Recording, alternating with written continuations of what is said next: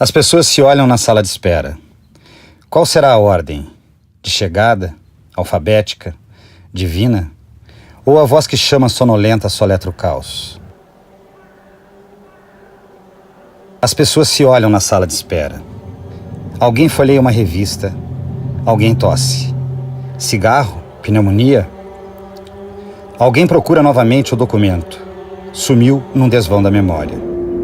E minhas chaves? Minha bolsa? Minha senha? Minhas tardes azuis? As cadeiras gemem, as cadeiras riem dos achados e perdidos. As pessoas se olham na sala de espera.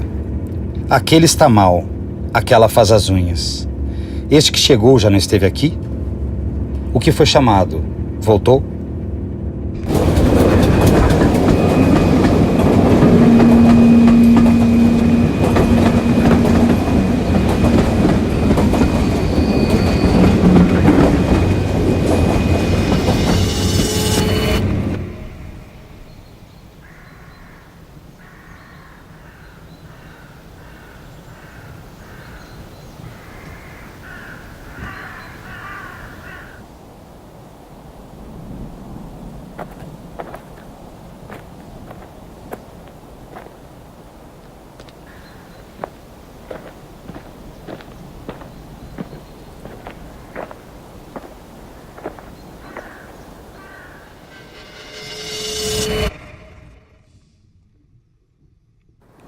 As pessoas se olham, se olham, se olham na sala de espelhos.